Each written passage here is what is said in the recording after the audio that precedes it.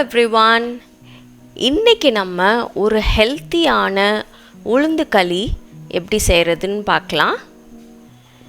இந்த உளுந்து களி நல்ல டேஸ்டா இருக்கும், ஸ்வீட்டா இருக்கும். கருப்பு உளுந்து வச்சு செய்யற உளுந்து களி. பெண்களுக்கு இந்த உளுந்து களி ரொம்ப நல்லது, உடம்புக்கும் எலும்புக்கும் ரொம்ப ஹெல்த்தி. இந்த களியை எப்படி செய்யறதுன்னு பார்க்கலாம். இந்த உளுந்து களி செய்கிறதுக்கு ஒரு கப்பு கருப்பு உளுந்து எடுத்திருக்கேன். இந்த தோலோடு இருக்கிறது நல்லது. இது கூட 1/4 கப்புக்கு அரிசி எடுத்திருக்கேன். இது நான் ப்ரௌன் ரைஸ் எடுத்திருக்கேன். உங்களுக்கு இந்த மாதிரி ப்ரௌன் ரைஸ் இல்லைன்னா நம்ம யூஸ் பண்ணுற பச்சரிசியே நீங்கள் எடுத்துக்கலாம். இல்லை ரெட் ரைஸு, கவுனி அரிசி அந்த மாதிரி கூட நீங்கள் சேர்த்துக்கலாம். அப்போ இன்னும் கொஞ்சம் ஹெல்த்தியாக இருக்கும். இது ரெண்டுத்தையும் நம்ம நல்லா கழுவி எடுத்துடணும். ஒரு 2-3 வாட்டி நல்லா கழுவிக்கோங்க. கழுவிட்டு தண்ணியை நல்லா வடிச்சிருங்க. எவ்வளோ தூரம் தண்ணி வடிக்க முடியுமோ வடிச்சிருங்க. அடுத்து இது ஒரு கடாயில் போட்டு நம்ம நல்லா வறுக்க போகிறோம். 8லேருந்து 10 நிமிஷத்துக்கு மெதுவான சூடில் வச்சு நல்லா வறுத்துக்கோங்க.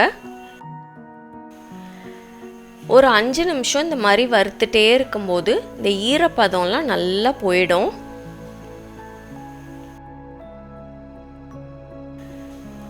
இப்போ பாருங்கள், இந்த ஈரப்பதம் எல்லாம் போயிடுச்சு, நல்லா ட்ரையாக இருக்குது.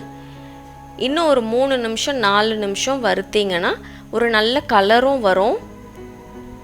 கலர் மாதிரி ஒரு நல்ல வாசனையும் வரும். அது வரைக்கும் நல்லா வறுத்துக்கோங்க. இந்த உளுந்து களிக்கு இனிப்பு, ஒரு ஸ்வீட்னஸ் கொடுக்கறதுக்கு இந்த கருப்பட்டி தான் நான் யூஸ் பண்ணுறேன். இந்த மாதிரி கருப்பட்டி இருந்துச்சுன்னா இதை யூஸ் பண்ணலாம். இதை உடச்சி போட்டு நல்லா தண்ணி ஊற்றி உருகி அதை சேர்த்துக்கலாம். கருப்பட்டி இல்லை அப்படின்னா இந்த மாதிரி நாட்டு சர்க்கரை இல்லை வெல்லம் அதை கூட சேர்த்துக்கலாம். இந்த கருப்பட்டியை ஒன்றும் பாதியமாக கொஞ்சம் சின்னதாக உடச்சிருக்கேன்.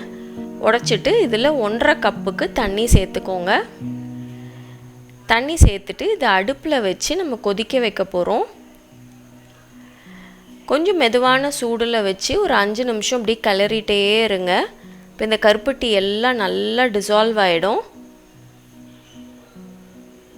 இந்த மாதிரி நல்லா தண்ணியாக ஆகிற வரைக்கும் இதை கரைச்சிக்கோங்க. இதை வடிகட்டி எடுத்து வச்சிடலாம். சில நேரம் இதில் சில தூசி குப்பை இருக்கும், அதனால வடிகட்டிடலாம். வடிகட்டி இதை ஓரமாக எடுத்து வச்சுக்கோங்க.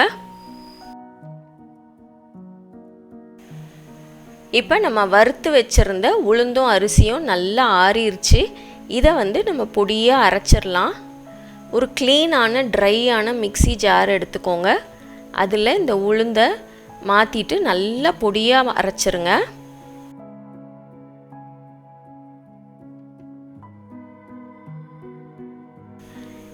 இதை அரைக்கும் போதே ஒரு வாசனைக்கு 2-3 ஏலக்காய் சேர்த்துக்கோங்க. சேர்த்து நல்லா பவுடர் பண்ணிடுங்க. இந்த மாதிரி நல்லா அரைச்சதுக்கப்புறமா இதை சலிச்சுட்டு அதுக்கப்புறமா நம்ம மாவை சேர்த்துக்கலாம். இதை நம்ம நல்லா அரைச்சிருந்தாலும் கடைசியில் கொஞ்சம் கொஞ்சம் கட்டி கட்டியாக இருக்கும். அதனால இந்த மாதிரி சலிச்சுட்டு நம்ம களி செஞ்சோன்னா நல்லா ஸ்மூத்தாக வரும்.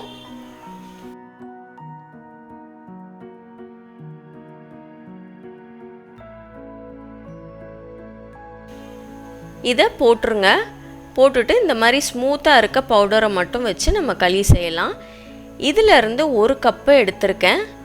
இந்த அளவு யூஸ் பண்ணுங்கள். மீதி இருக்கிறத ஒரு டப்பாவில் போட்டு வச்சுட்டு அடுத்த வாட்டிக்கு யூஸ் பண்ணிக்கலாம். ஒரு கடாயில் இந்த கருப்பட்டியை சேர்த்துருக்கேன். இது கூட கொஞ்சம் கொஞ்சமாக இந்த களி மாவை சேர்த்து நல்லா மிக்ஸ் பண்ணிக்கோங்க. கட்டி இல்லாமல் நல்லா கலந்துக்கோங்க. இதை அடுப்பில் வச்சு கலக்கும்போது கொஞ்சம் கொஞ்சமாக நல்லெண்ணெய் சேர்க்க போகிறோம். நான் 1/2 கப்புக்கு நல்லெண்ணெய் எடுத்து வச்சுருக்கேன். எல்லாம் ஒரே நேரம் சேர்க்க வேண்டாம். ஒரு டேபிள் ஸ்பூனாக இல்லை 2 டேபிள் ஸ்பூனாக சேர்த்து நம்ம கலந்துகிட்டே இருக்கும்போது தான் சரியாக வரும். அடுப்பை வந்து ஒரு மெதுவான சூடில் வச்சுட்டு இதை கலந்துக்கிட்டே இருங்க, நல்லா கிண்டிகிட்டே இருங்க. கொஞ்ச நேரத்திலே நல்லா இந்த மாதிரி திக்காக ஆக ஆரம்பிக்கும். இது செய்கிறதுக்கு கொஞ்சம் நேரம் ஆகும், பொறுமையாக கலந்துக்கிட்டே இருங்க. இந்த மாதிரி திக்கானதும் 1 டேபிள் ஸ்பூன் நல்லெண்ணெய் சேர்த்துருக்கேன். சேர்த்துட்டு கலந்துட்டே இருங்க. அந்த நல்லெண்ணெய் எல்லாம் உறிஞ்சதுக்கப்புறமா இன்னொரு டேபிள் ஸ்பூன் சேர்த்துக்கோங்க. ஒரு நேரத்தில் பார்த்திங்கன்னா எல்லா நல்லெண்ணெயும் நம்ம ஊற்றுனதுக்கப்புறம் அதை உரியத்தை விட்டுட்டு கொஞ்சம் கொஞ்சமாக எண்ணெய் பிரிஞ்சு வெளியில் வர ஆரம்பிக்கும். அதை வரைக்கும் நம்ம சேர்த்துட்டே இருக்கலாம். இப்போ என்கிட்ட இருந்த 1/2 கப்பு நல்லெண்ணெயும் நான் சேர்த்துட்டேன். சேர்த்துட்டு நல்லா கலந்துக்கிட்டே இருங்க. இப்போ கொஞ்சம் நேரத்தில் பார்த்தீங்கன்னா கொஞ்சம் கொஞ்சமாக எண்ணெய் பிரிஞ்சு வெளியில் வர ஆரம்பிக்கும். அது வரைக்கும் நம்ம கிண்டிகிட்டே இருக்கணும். இப்போ பார்த்தீங்கன்னா ஒரு 15-20 நிமிஷத்துக்கு அப்புறமா கொஞ்சம் கொஞ்சமாக நல்லெண்ணெய் ஓரமாக பிரிய ஆரம்பிச்சிருக்கு பாருங்கள். பாத்திரத்தில் ஒட்டாமையும் நல்லா வலிக்கிட்டு வரும். அது வரைக்கும் நம்ம நல்லா கலந்துக்கிட்டே இருக்கணும். இந்த பதம் கண்டுபிடிக்கிறது இன்னொரு வழி, கையை லேசாக நனைச்சிக்கோங்க. நனைச்சிட்டு கொஞ்சமாக இந்த களி மாவை எடுத்து உருட்டி பார்த்தீங்கன்னா நல்லா உருட்ட வரும் பாருங்கள். நல்லா அதுவே நல்லா உருண்டுறது பாருங்கள். இந்த மாதிரி வந்துச்சுன்னா ரெடி ஆயிடுச்சுன்னு அர்த்தம். ஆஃப் பண்ணிவிட்டு எடுத்துடலாம். எடுத்துட்டு இதை ஆறுறதுக்கு வச்சுருங்க. அவ்வளோதான், ஒரு ஈஸியான டேஸ்டான உளுந்து களி ரெடி ஆயிடுச்சு. இது செய்கிறது ரொம்ப ஈஸி, ஆனால் கொஞ்சம் நேரம் தான் எடுக்கும். இது யார் வேணால் சாப்பிடலாம், ஆண்களும் சாப்பிடலாம், பெண்களும் சாப்பிடலாம். போன்ஸுக்கு, எலும்புக்கு ரொம்ப நல்லது, புரோட்டீன் ரிச்சு. இந்த மாதிரி உருட்டி சின்ன பிள்ளைங்களுக்கு கொடுத்தீங்கன்னா நல்லா ஆசையாக சாப்பிடுவாங்க. ப்ரெக்னன்சி டைமு இல்லை டீனேஜ் கேர்ள்ஸு இவங்களுக்கெல்லாம் செஞ்சு கொடுத்தீங்கன்னா உடம்புக்கு ரொம்ப நல்லது. கண்டிப்பாக நீங்களும் ட்ரை பண்ணி பாருங்கள். மீண்டும் அடுத்த வீடியோவில் உங்களை சந்திக்கிற வரைக்கும் பாய்.